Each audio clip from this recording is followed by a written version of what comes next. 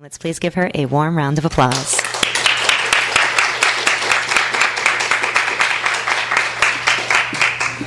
I don't know how I can live up to all those adjectives. As somebody who teaches journalism, I'm always pairing adjectives out of people's writing, too, so it's like, oh my God, I don't know how to handle it. Thank you so much for coming out. It means a lot to me. I have been on the road since the beginning of the month in a 19-foot beast of a camper van that is actually parked behind the premises. LA traffic has been the most interesting part of the tour so far. I've learned that New York aggression is very different from LA aggression, and it's been some doing. But to start where the book began, the book actually did begin with Amazon. It's funny, when I do talk to journalism students, everybody wants to know, where do ideas come from? And frankly, it's often rather mundane. I feel like a lot of people want you to think that they jump fully formed out of your head like Athena from Zeus. But the truth is we read a lot. And I remember in 2011 reading this amazing and terrifying expose from a scrappy newspaper, and I do love a scrappy newspaper, called the Allentown Morning Call. And it reported that temperatures in a local Amazon warehouse were going up to 110 degrees. And rather than putting in air conditioning or opening the loading bay docks, they didn't want things to be stolen, they brought ambulances and had them parked outside so they could pick people up as they dropped and transport them. I thought that was crazy. Fast forward another year, this got me, I'd always been interested in writing about labor and kept reading about warehouses. There was a Mother Jones reporter who went undercover in a warehouse she didn't name. We all know it rhymes with Amazon. There were 2 paragraphs where an RVer spoke to her and said, I live on the road full time. I work here because right now I can't afford to retire. And they have a whole program for people like us. And then the book continued. Then the story continued. And I just got hung up in that one spot. I said, wait, I want to know more about that person. What the heck is she doing there? How did she end up there? There's a whole program? To me, that just seemed kind of ludicrous. And I got hooked. I started researching the subculture, learning that not only does Amazon hire and have programs dedicated to hiring full-time RVers, there were thousands of employers. And when you looked at what had happened in the economy, where federal minimum wage remains at $7.25, and housing prices are going up, and retirement finance is a mess, and a lot of people lost their proverbial shirt in 2008, suddenly what had been really surprising to me was less surprising in that there were just tons of people giving up their stick and brick domiciles and hitting the road. And that kind of blew my mind, and I had to get out there, and I started off doing a project for Harper's that I am really grateful and lucky turned into this book. So what I'd like to do is share a little bit with you and then take any questions you've got. So that's the plan. I could pull this down a little.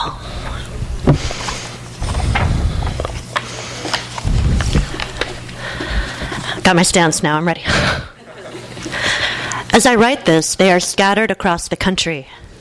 In Drayton, North Dakota, a former San Francisco cab driver, 67, labors at the annual sugar beet harvest. He works from sunrise until after sunset in temperatures that dip below freezing, helping trucks that roll in from the fields disgorge multi-ton loads of beets. At night, he sleeps in the van that has been his home ever since Uber squeezed him out of the taxi industry and making the rent became impossible. In Campbellsville, Kentucky, a 66-year-old ex-general contractor stows merchandise during the overnight shift at an Amazon warehouse, pushing a wheeled cart for miles along the concrete floor. It's mind-numbing work, and she struggles to scan each item accurately, hoping to avoid getting fired. In the morning, she returns to her tiny trailer, moored at one of several mobile home parks that contract with Amazon to put up nomadic workers like her.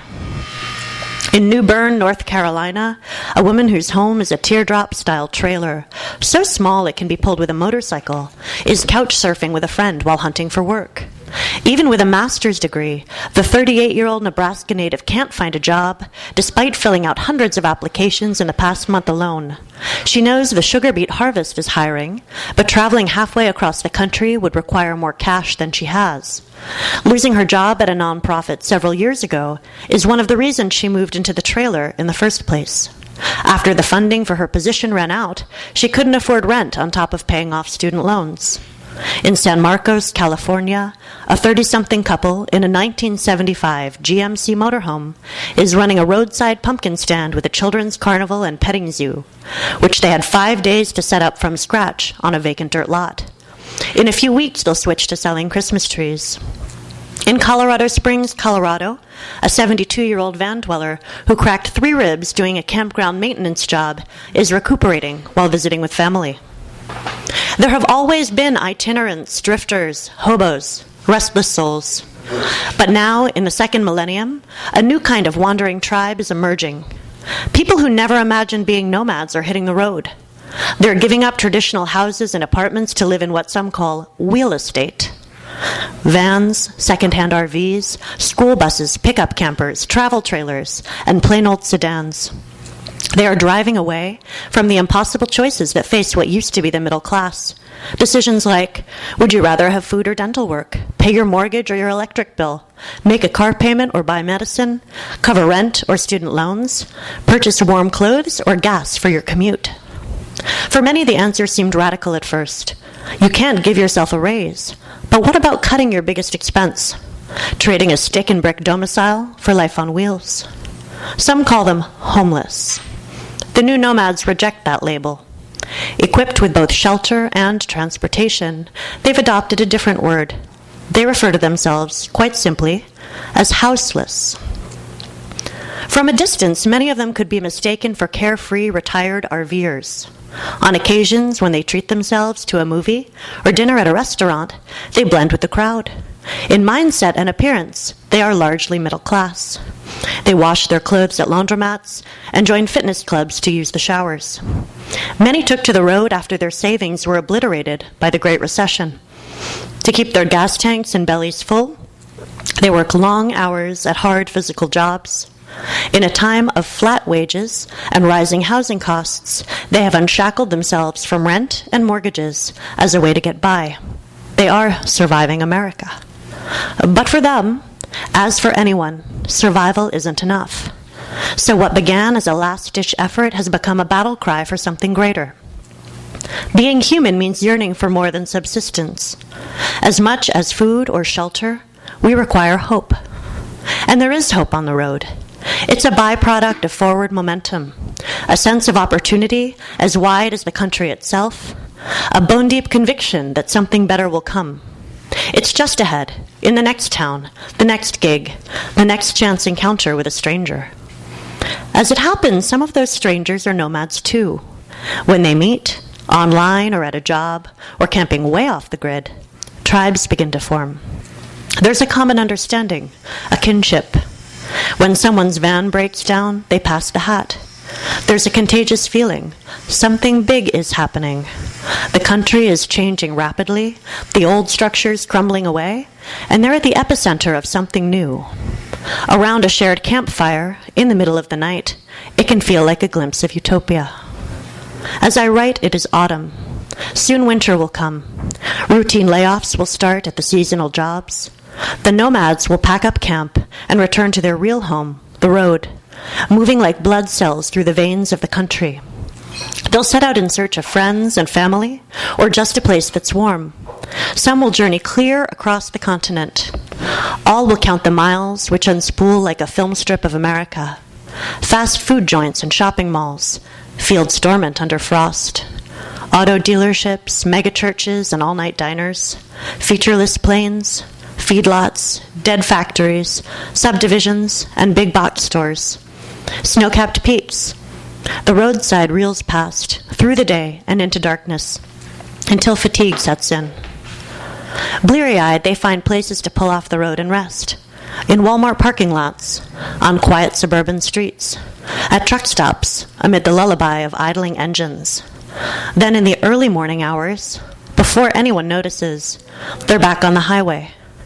Driving on, they're secure in this knowledge. The last free place in America is a parking spot. So that's the intro. Thank you. But I also want to share a little snippet with you from the post intro, because one of the great joys of writing a book on a topic that can be so emotionally difficult, with people facing so many great challenges, is that the people themselves were amazing. The people I met were so resilient, so fierce, so creative, and so good to each other in creating what some of them call a vanily. There are lots of puns in the van subculture, as some of us know. But one of those people who I met is a woman named Linda May. And she is the narrative backbone of the book, and I'd like to share a little bit of her with you, as she was so generous to share her stories with me over the course of 3 years. So, here we go.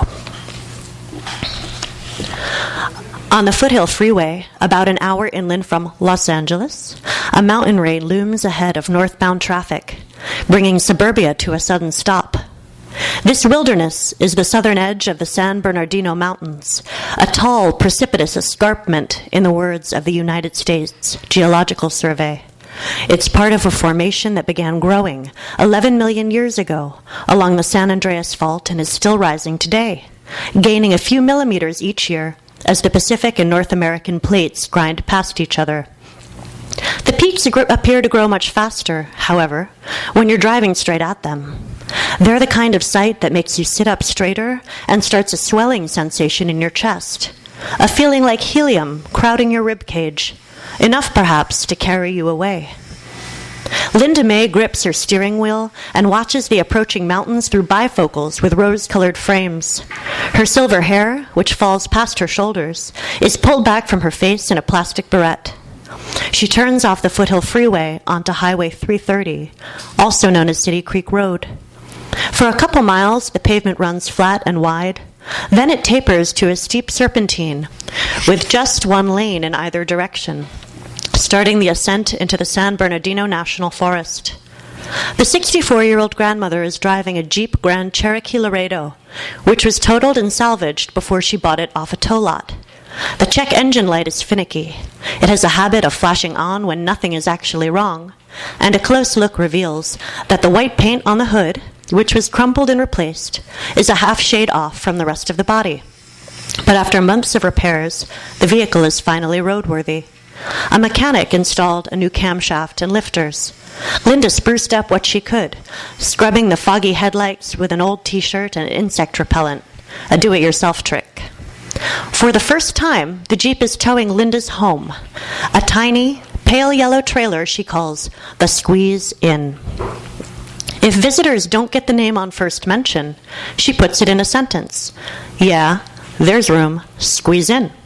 And smiles, revealing deep laugh lines. The trailer is a molded fiberglass relic, a Hunter Compact 2, built in 1974 and originally advertised as a crowning achievement in travel for fun that would follow like a kitten on the open road, track like a tiger when the going gets rough. 4 decades along, the Squeeze Inn feels like a charmingly retro life support capsule, a box with rounded edges and sloped sides, geometrically reminiscent of the styrofoam clamshell containers once used at hamburger joints. Inside, it measures 10 feet from end to end, roughly the same interior length as the covered wagon that carried Linda's own great-great-great-grandmother across the country more than a century ago. It has some distinctive 1970s touches, quilted cream-colored pleather covering the walls and ceiling, linoleum with a mustard and avocado pattern on the floor. The roof is just high enough for Linda to stand. After buying the trailer at auction for $1,400, she described it on Facebook. It's 5'3" inside, and I am 5'2", she wrote. Perfect fit. Linda is hauling the Squeeze Inn up to Hannah Flat, a campground in the pine forest northwest of Big Bear Lake. It's May, and she plans to stay there through September. But unlike the thousands of warm weather visitors who travel for pleasure each year to the San Bernardino National Forest, a swath of wilderness larger than the state of Rhode Island, Linda is making this journey for work. It's her 3rd summer employed as a campground host, a seasonal gig that's equal parts janitor, cashier, groundskeeper, security guard, and welcoming committee. She's enthusiastic about starting the job and getting the annual raise for returning workers that will bump her hourly wage to $9.35, up 20 cents over the year before. And though she and other campground hosts are hired at will, according to the company's written employment policy, meaning they can be fired at any time, with or without cause or notice, she's been told to expect a full 40 hours of work each week. Some first-time campground hosts expect a paid vacation in paradise. It's hard to blame them. Ads for the job are splashed with photos of glittering creeks and wildflower-choked meadows. A brochure for California Land Management, the private concessionaire that is Linda's employer, shows gray-haired women smiling delightedly on a sun-dappled lakeshore, arm in arm, like best friends at summer camp. Get paid to go camping, cajoles a recruiting banner for American Land and Leisure, another company that hires camp hosts. Below the headline are testimonials. Our staff says, retirement has never been this fun. We've developed lifelong friendships. We're healthier than we've been in years. Newbies are known for balking and sometimes quitting when faced with the less picturesque parts of the job. Babysitting drunk, noisy campers, shoveling heaps of ash and broken glass from the campfire pits, rowdy visitors like dropping bottles into the flames to make them explode, and the thrice daily ritual of cleaning outhouses. Though tending toilets is most campground hosts' least favorite chore, Linda is unfazed by it, even takes a little pride in performing the task well. I want them clean because my campers are using them, she says. I'm not a germaphobe. You snap on some rubber gloves and you do it. As Linda reaches the San Bernardino Mountains, the valley views are sublime but distracting. The roadside is narrow, with barely enough of an edge to call a shoulder. Along some stretches, there's nothing but empty air past the ribbon of pavement that clings to the slope. Signposts warn drivers, rock slide area, and avoid overheating, turn off AC next 14 miles. None of this seems to rattle Linda, though. Her stint as a long-haul trucker nearly 2 decades ago left her undaunted by difficult roads. I'm driving a campervan just ahead of Linda. As a journalist, I've been spending time with her on and off for a year and a half. Between in-person visits, we've spoken on the phone so many times that, on every call, I anticipate her familiar greeting before she even picks up. It's a melodic hello, spoken in the same 3-note sing-song you'd use to say, I see you, when playing peekaboo with an infant. I'd originally met Linda while researching a magazine story on a growing subculture of American nomads, folks who live full-time on the road. Like Linda, many of these wandering souls were trying to escape an economic paradox, the collision of rising rents and flat wages, an unstoppable force meeting an unmovable object. They felt like they were caught in a vise, putting all their time into exhausting, soul-sucking jobs that paid barely enough to cover the rent or a mortgage, with no way to better their lot for the long term, and no promise of ever being able to retire. Those feelings were grounded in hard fact.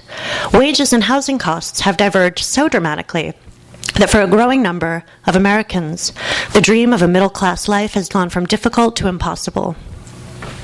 As I write this, there are only a dozen counties and one metro area in America where a full-time minimum wage worker can afford a one-bedroom apartment at fair market rent. You'd have to make at least $16.35 an hour, more than twice the federal minimum wage, to rent such an apartment without spending more than the recommended 30% of income on housing.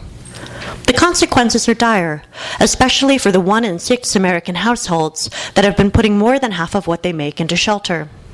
For many low-income families, that means little or nothing left over to buy food, medication, and other essentials. Many of the people I met felt they'd spent too long losing a rigged game, and so they found a way to hack the system. They gave up traditional stick-and-brick homes, breaking the shackles of rent and mortgages. They moved into vans, RVs, and trailers, traveled from place to place following good weather, and kept their gas tanks full by working seasonal jobs. Linda is a member of that tribe. As she migrates around the West, I've been following her. When the steep climb into the San Bernardino Mountains begins, my giddiness at seeing the peaks from a distance fades. Suddenly I'm anxious. The idea of driving switchbacks in my clunky van scares me a little. Watching Linda pull the squeeze in her rattletrap Jeep scares me a lot. Earlier, she instructed me to drive ahead of her. She wanted to be in the rear, following. But why? Did she think her trailer could come unhitched and backslide? I never did find out.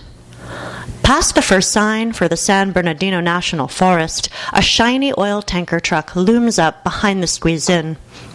The driver seems impatient, a bit too close as they enter a series of S-curves that obscures Linda from my sight in the rearview mirror. I keep watching for her Jeep. When the road straightens out again, it doesn't emerge. Instead, the tanker reappears on the uphill straightaway.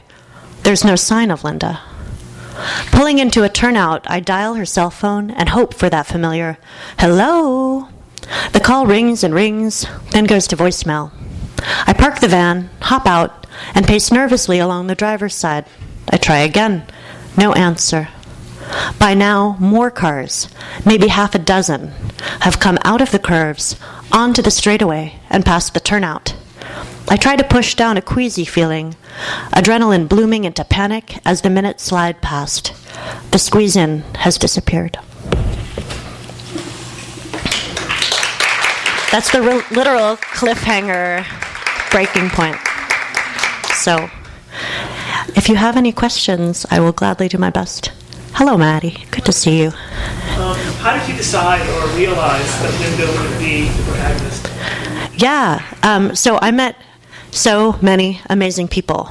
And a funny bit of backstory is the first person who was going to be the focus of the Harper's story is the only person I've interviewed dozens and dozens of people with Camper Force, and this guy had the temerity to go and get hired full time, which is fantastic because he was really shoveling out of a lot of debt and he's doing great now, for the record. But he emailed me in a panic because, I had pitched the Harper story around him, and, no story is worth getting somebody fired. I'm sorry. So I already had plans to do the story, and Harper's was interested, and I was kind of out there, terrified and running blind in the desert. I went to this town called Quartzsite, Arizona, which all the people I met at Amazon had said, "You have to go there. It's Burning Man for geezers," one guy said. And I was like, what the heck are you people talking about? But everybody was going there. And to the point where it got surreal. It was, are you going to Quartzsite? I was like, what is this place? And it turns out to be this crazy, it's funny, my earlier book was about Burning Man. It seems like I write about pop-up cities in the desert. I don't know how many more I'll be able to find. Maybe next time it's slabs or something. But just hundreds of thousands of people go there, tens of thousands of them, about 40,000 at last BLM count, make serious encampments there for the winter because it's a great place for the weather. There are areas where you can stay for free for 14 days or pay a nominal fee to be there all season long. So I went there before I had the van with a borrowed tent and a plan, which wasn't much of a plan at all, which was to talk to as many people as I could. And one of the interesting things that came up when I spoke to lots of people, and I got around to that question, what's your long-term plan? I mean, a lot of people were in some pretty untenable circumstances. One guy told me, my long-term healthcare plan is bleached bones in the desert, which, my heart dropped into my stomach. But when I asked Linda, well, what's your long-term plan? And she was one of the last people I met on that trip. She said, one moment. And she went up into the loft of the RV and pulled down a vinyl 3-ring binder with photographs printed from the internet of an Earthship. And my head just started spinning around. And she's done everything, right? She's been a general contractor. She's defeathered quails in a hunting lodge. She's been a long-haul truck driver, a Home Depot project manager. That's probably like 1/3 of the job she's done. And she knows what she's talking about. And she started walking me through all the systems of the Earthship, how it recycles water, how the tires that it reuses actually kind of work like a battery for heat at night, and they kind of radiate the heat that they collect during the day, and just all these systems. And my jaw dropped. And as a narrative journalist, you need some sort of tension. You know, it's funny, I was explaining to some students once, I was trying to just really drill down, and we were talking about the deadliest catch, and how just about every episode is they'll get the crabs or they won't get the crabs. But that's enough, because people want to know, are they going to get the damn crabs? And of course it ends up being about the journey, but you still need that iffy crab catch, right?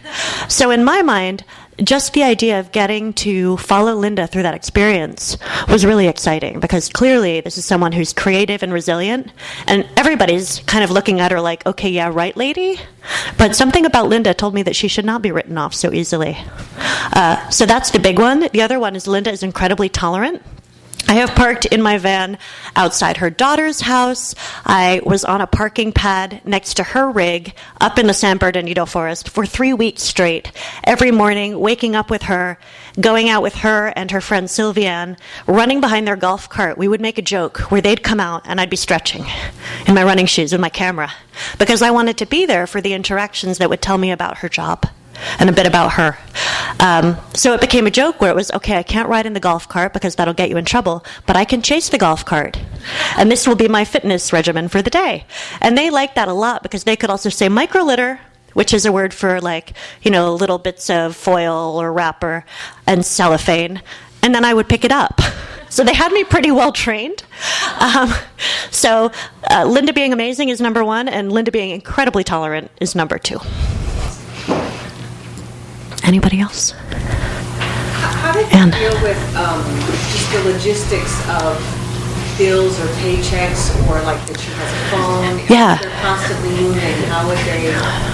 How would this tribe of people handle those kinds of logistics? Yeah, what you start to realize out on the road is not only is our culture so house-connected that for many, many years, homeownership was really considered tantamount to citizenship. I explore that a bit in the book, this kind of almost propagandistic attitude.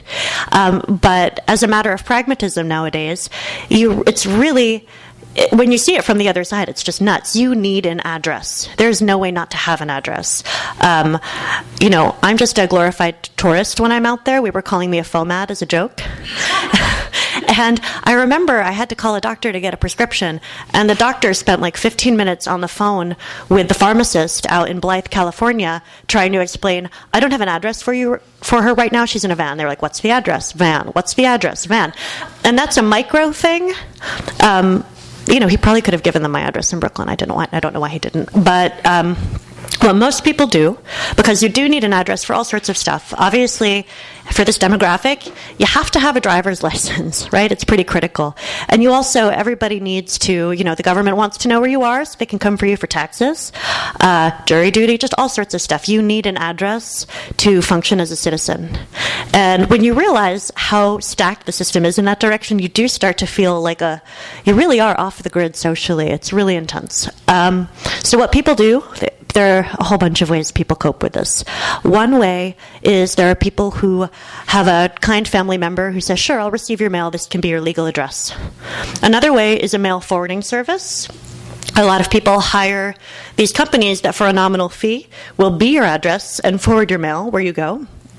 I heard this might be changing, but the great state of South Dakota, apparently, at least until recently, if you were to go there, spend one night in a motel, wave that motel receipt in the clerk's face, you too could be an honorary South Dakotan, or a real South Dakotan, as it so happens. So there are all sorts of strategies, but the bottom line is everybody does need an address, and they've got to figure it out. Another way is using those boxes. Yes. Thank you. Actually, the one person I know who was speaking a lot about the election and voting, because for many people, they're not near where the polls are, and so many places don't allow ballot by mail yet. But the one person I know who did vote had actually just gotten a P.O. box in a town next to Quartzsite, and that was where she happened to be, so the timing worked out. Thank you. Or general delivery. I think people don't realize that still exists. It's kind of like party line for phones, but this is kind of a crazy relic that's still there. You can give somebody your name, and they can just send it to the post office, and you can go pick it up. It's called general delivery. It seems like an archaic thing, but there are still people using it. Jesse. So you mentioned Linda, but as a journalist, how did you get some of the other members of the subculture to open up to you? Yeah. So, I mean, one thing is I don't like bothering people who don't want me around. I am an introverted extrovert. And there's one woman who I was actually on the phone with just yesterday, because we still talk a lot. And I remember the first time I met her, there was some sort of like potluck egg and baked potato breakfast happening, and I showed up with the eggs, and of course there were already 12 boxes of eggs, so I kind of felt useless. Orange juice would have been a better pick. And I'm always out when I'm with people. I have 2 instances of going undercover in this book, but otherwise it's not my MO at all, and those were on closed work sites. But so people know what I'm up to. And she said, "Oh, you're the journalist. I heard you're here. You're going to make us out to be a bunch of homeless vagabonds." And I went, "Oh, shit." Because, I mean, I could say, "No, this is my agenda," but then you sound defensive, and clearly I didn't want to get into it over the potluck table. It just didn't seem like the right time to have that conversation. So I pretty much backed off. So there were people who, weren't comfortable talking to me in that context, and never did. But there were people like her who, the funny thing is we've talked about narrative writing and PD, what is it? Productive hanging out. Sorry, there's PDS, people doing stuff, and productive hanging out. When you're still there in a week, different things happen. When they realize you're not parachuting in and out, you're not there doing some sort of quick hit, you really want to learn. There are some people who at first are like, "What the hell are you doing here?" who change a little bit on that. And some don't. And I tend to just leave them alone. I don't make a hard sell. I don't really have it in me. So. Brandy. Type of resistance were they giving? Why would they be hesitant to share? Just curious. Sure. I mean, Worried about being exposed. not exposed. I mean, they're not doing anything wrong, but there is a big stigma. And as I mentioned, I think in the intro, these people they don't want, when we say homeless in this culture, it has so much more than a literal meaning. It has a lot of weight, and really bad weight. There is a whole wave of criminalization of homelessness, as I know you know about here in LA, but it's sweeping the whole country right now. And it's huge. And a lot of people I know, if they're stealth camping in cities, they're spending time worrying about the knock, they're changing their camping places. They just don't want to be bothered. And I really respect that a lot. So I think part of it is the idea that people might paint them with a broad brush that wouldn't really acknowledge their individual humanity. And it's funny because a lot of people talk, there's mention of policy and stuff in the book, but while I do have some pretty strong and heartfelt personal politics, my biggest activism when it comes to journalism is empathy. And in my mind, I don't know if this is true or not yet, but the book works if people see somebody else and say, "Wait a minute, that person might have a really interesting story, and I don't know what it is." As opposed to thinking back on like the Chris Farley trope, "I live in a van down by the river, and this means that." So just, if people question a little more, consider how many interesting stories are out there and how little we know until we go out there, then it works. Al. As an example of what the homeless thing means. Talk. National forests, Bureau of Land Management, other public lands you can camp on for free for up to 14 days at a time in one location. However, certain districts of the Forest Service have decided that unless you have an address to a building, you're not camping, you're squatting. Yeah, you're making a home of the forest. Yes, and then that's illegal, and they can give you a ticket for just stopping and turning off your engine if they really wanted to. Yeah, so basically they're denying people their civil rights. It's really ugly. Even though you're doing exactly the same thing as illegal people, sometimes you're even treating the country better because it's your home. Yeah. We get bad rep. Yeah. And also on top of that, I don't know if you heard about this, Al, but again, this isn't a houseless, homeless thing or a vehicle dweller thing per se, but in the wake of Hurricane Irma down in Florida recently, when they opened up some relief shelters, some people came to that shelter from a homeless shelter. They were put in yellow bracelets and made to occupy the least desirable places. I mean, the irony of the color yellow wasn't really lost on the journalists, although it seemed to not have really, So there's that. Please. Why did you do the book? Yeah, so it came out of this weird reading a bunch about Amazon having this program that hired full-time RVers and folks who couldn't afford to retire, and then studying work camping and realizing there were thousands of employers doing this, and then just kind of spinning out from that to this whole ecosystem and wanting to look at it in an era of flat $7.25 federal minimum wage and rising housing costs and saying, wait, there's an impossibility here. How are people coping? So how do you mean that Amazon are hiring people specifically who live in RVs? Yes, forgive me, this came up earlier. I don't want to bore everybody by it. That's okay. I can tell you after if you want. I just don't want to repeat it exactly. I apologize also for not catching the people No. on traffic, but I recently became aware in Orange County, one of the wealthiest counties in America where I live, this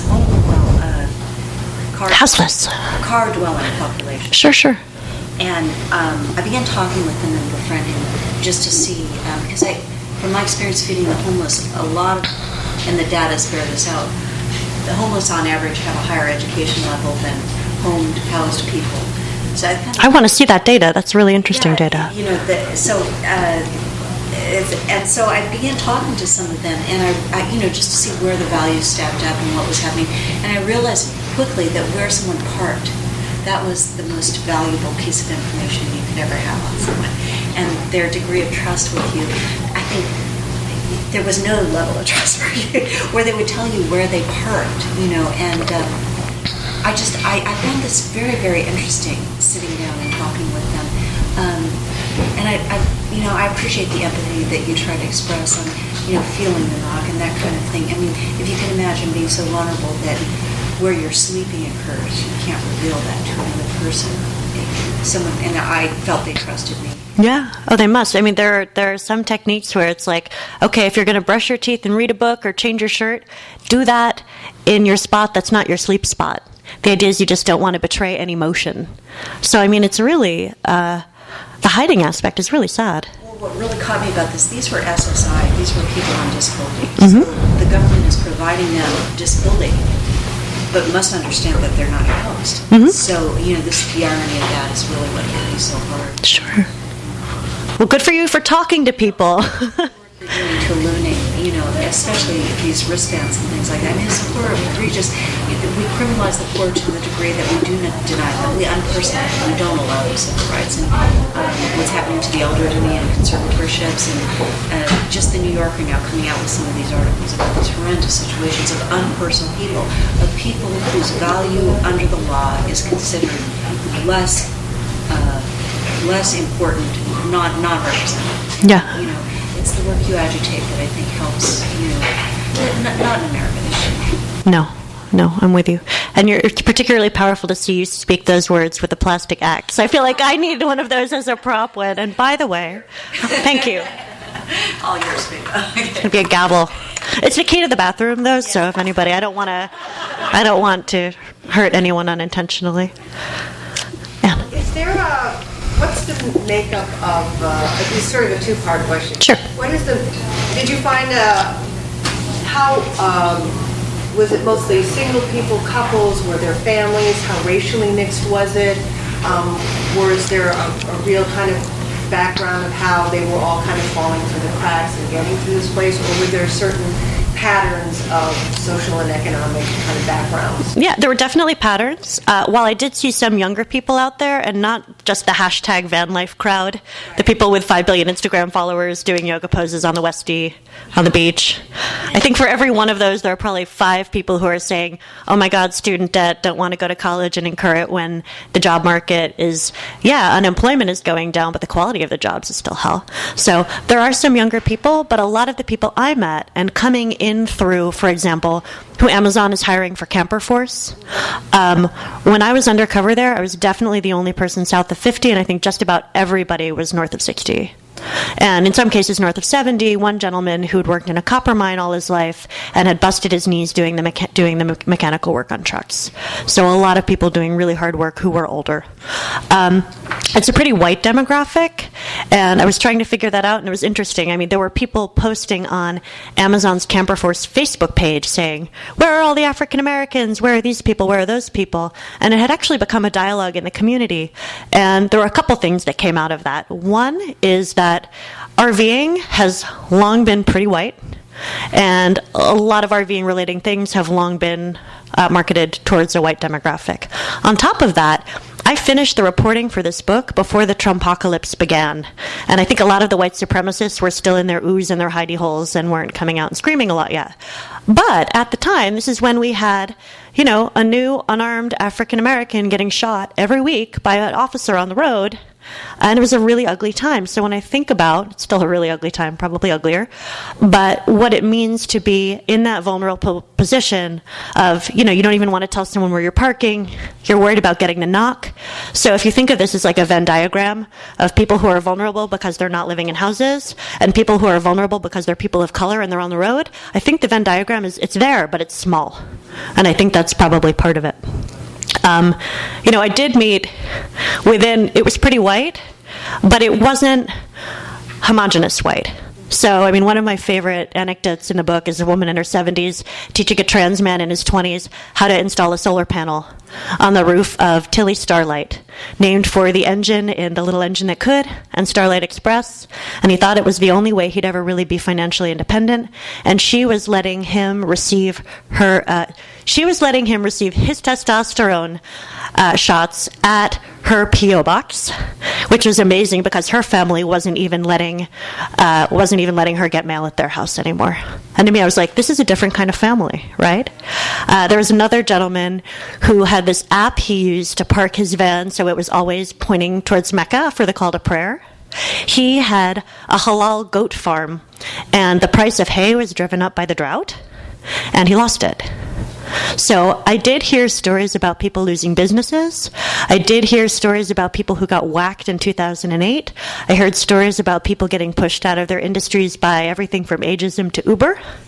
And I heard about people who were just stuck on this low-wage treadmill where pensions gave way in the 80s to 401ks, which were marketed as instruments of financial freedom. Yay, freedom. And so many people just either lost what they had to retire on or just weren't able to put enough away because of the low wage thing. I did see a lot of single women, which I thought was interesting. Surprised me at first, but when then I thought about it, women on the whole earn lower lifetime wages than men. They have lower lifetime earnings because not only there's the gender wage gap, but the fact that women often spend time doing unpaid labor like caregiving outside of the workplace. Women live longer than men, and many of the women in the generation I met were still in a world, and it seems kind of actually hard to believe now, that you could be a one-income family and feed your children and make that work, and typically the breadwinner was male, and that was the world they were brought up in. So I think as a consequence of all these things, I actually saw a pretty incredible number of very fierce, very resilient single women on the road, to the point where when I was up in Big Bear with Linda May, she and Sylviane were going to see the new Mad Max, and unfortunately they postponed it because in my mind, going to see this movie where the women who bear the seeds of the future, I don't know how many people saw that movie, but there's this fantastic gray-haired motorcycle gang of elders, and they are badasses, and they're out there in the wasteland, but they're the ones who are the seeds for the future. Just the idea of sitting there with Linda and Sylviane and watching that kind of made my head explode. So I hope that answers at least several facets of your question. Please. I bring this up to everyone knowledgeable. I just don't think America has really come to grips with how many people lost their homes in 2008, and what a serious cultural, literary, moral phenomenon this was. I don't think we've even begun to... And for people who don't have time to make it up, too. People say, the market will come back. Well, that's great. but not for people who need it now. While we're criminalizing our poor, and the wealthy men who are very knowledgeable in these CEO positions, what this meant for people, never see a day of jail time. I know. So there's so many levels of that. I mean, how do you think we, as a nation, we can, this is a horrible, horrible crime against our people. How can we ever even begin to approach the warning on that? Yeah, I mean, it's rough. I think of, I was telling somebody, I kind of think pull yourself up by your bootstraps is the new let them eat cake. Yeah, and I just really hope people aren't aware that this is going on. You know, I wish I were a policy genius.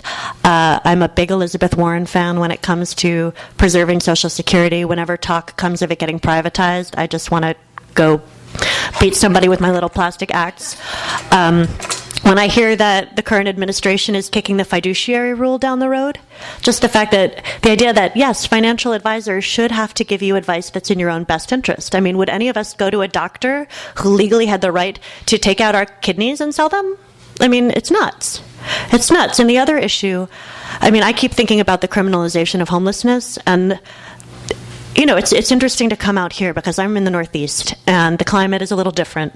And out here, there are so many more people out and about and in the streets and vehicles, and even among friends I've stayed with, I've kind of seen this us and them attitude, and I'd really like to see it be a little more us and us. So while I do follow the changes in policy, I'm kind of an empathy nerd. So it's not a hard, concrete solution, but... Right. I just said on Facebook the other day that our neighbors are not only the ones next door, but the ones on the curb, too. You know, we have to realize that we're walking by our neighbors every day, you know, and I just don't get that part of society. Yeah, me neither. But, you know, it starts with policy, and we really have to, it's not patronage, you know, it's not charity, it's policy, right?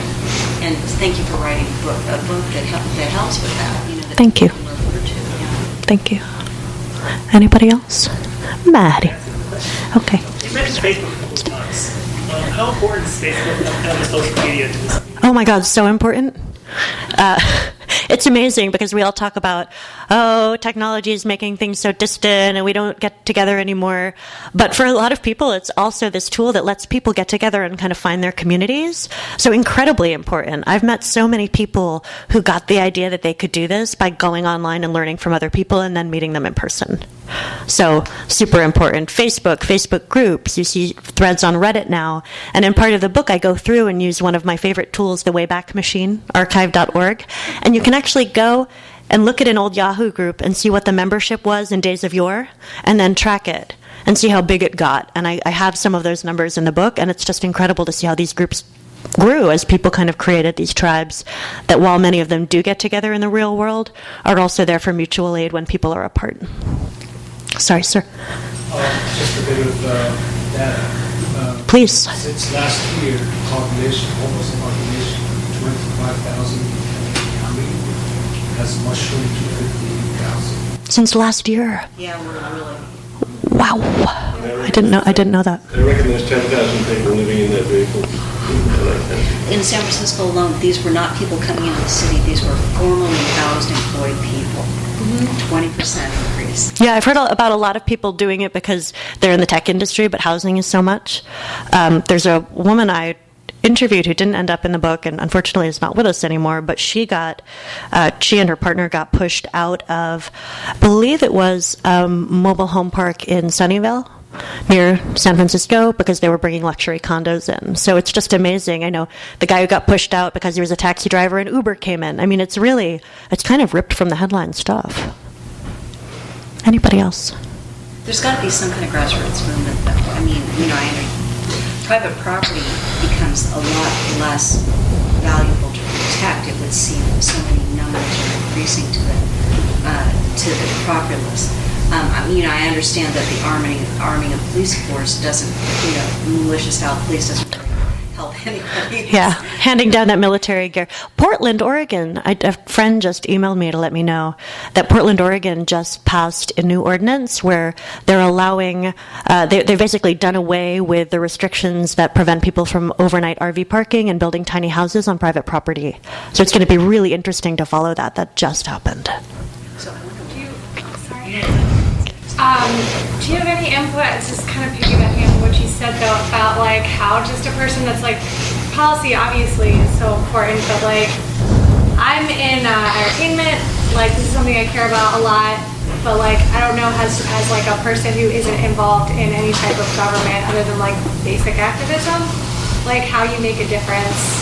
Yeah, do it locally. I mean, that's the thing. There's so many different initiatives. Like, I know, forgive me, it was either, can't remember if it was Santa Barbara. It was one of your fantastic Southern California towns. Forgive me, I'm a lifelong Northeasterner apart from a short stint in Portland. But they had a safe parking program. And I thought that was totally amazing. And it was really just this harbor where people could go and they didn't think they were going to be harassed. I just talked to a guy in Moab who wants to start something like that there. So I'm interested in kind of learning more right now as I'm talking about this to people about best practices. So I'm certain there's stuff going on the ground here. I wish I could point you to the specific programs, but there are people doing it, and they will never have enough hands. Yeah, that's true. So How does Portland handle trespassing law? I don't know, and the change in the law is brand new, so I don't think it's in effect yet. So we're still going to see how it shakes out. Do you have any parameters on how you see what their vision was about it? I just found out yesterday, forgive me. That's amazing. So, yeah, it's incredible. Please. In Portland, when I was passing through from Seattle to LA, I saw a lot of homeless people, but at the same time, the gas stations there do not have self-service because they figure someone could actually work at the gas station, get gas, filling your windows and checking the oil. Yeah, it's funny. Jersey, I'm from the Great Garden State originally, is like that too. And sometimes, particularly, my best friend has a story in the new issue of Harper's about the decline of roads all over the country and how some counties are even letting them go back to gravel because of the expense of maintaining them. So there has been some talk